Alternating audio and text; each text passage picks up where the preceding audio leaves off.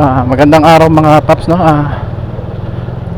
Bali, kukunin natin yung rehistro natin mga paps. Nag-text na kasi yung yung nag-process ng aking rehistro, na okay na daw yung rehistro natin. Hindi pa naman expired yung ating rehistro. Maaga pa. Ito, delikado yung hayop.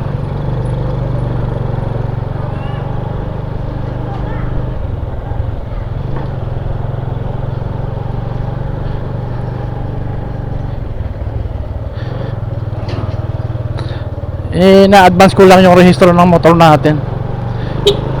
Alam nyo paps, kahit nabulok tong motor natin 10 taon na to, laging updated sa rehistro to mga paps. Mga paps, ganyan talagang sinusumikap natin yan mga paps, yung rehistro ng motor natin.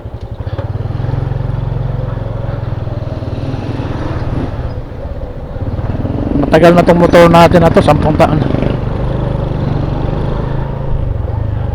Ang ginagawa ko ay pinapaprocess ko na lang mga paps, kaysa pumunta ako ng LTO na mahabang proseso pa,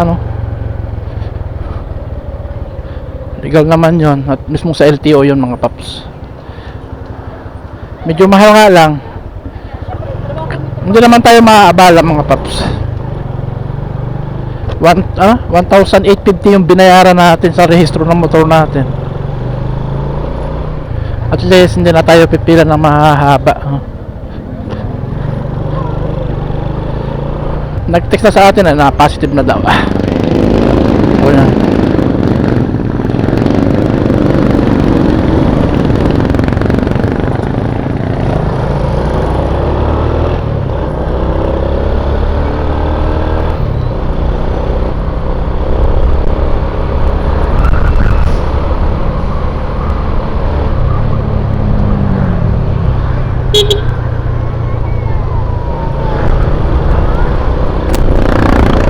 Tignan puso ko ikaw, kung tamay may katsong ako na manliligaw. Hari pang malaman mo. Medyo mainit mga paps. Alas 2 kasi alas 2 pa lang May pasok kasi ako, kunin ko na ngayon. Kasi mga paps, pang araw na ako sa Lunes. May hirapan na tayo. Yan, sa Dio, kaso medyo matagal. Siguro, Dio ko, mga Webes pa. Yan, mga paps.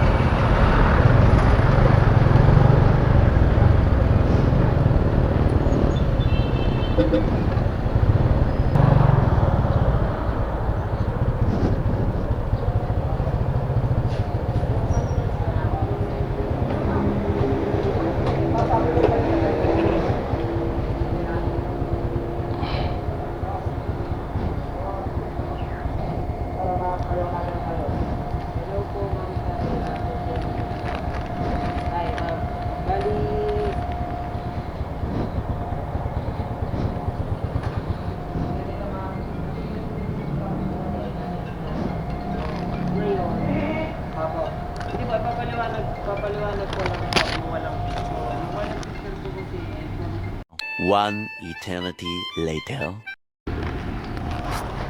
Ayan mga paps, bago na yung rehistro ng motor natin, Ayan mga paps. Nakalagay na yung bagong plate number niya. Ayun, nakalagay na. Ayun. Nakalagay na mga paps.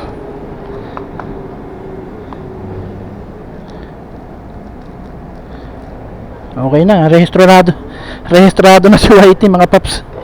Wala nang problema. 1 year.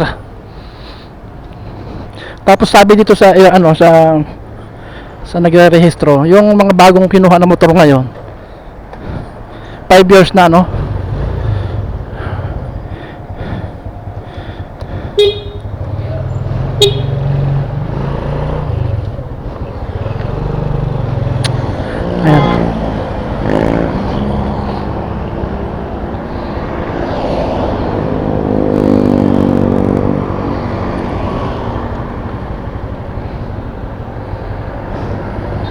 Maaga traffic sa ano Santa Rosa Tagaytay Road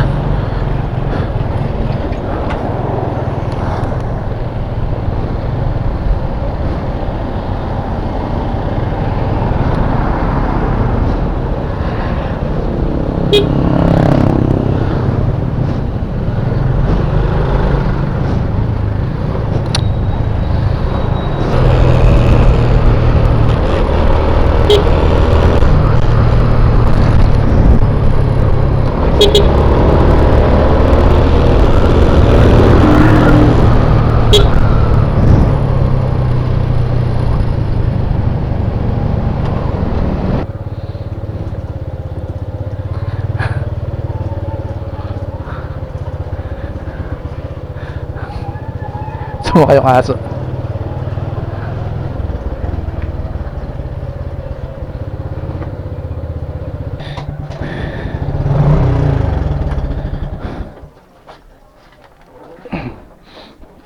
Ay, bahay na tayo.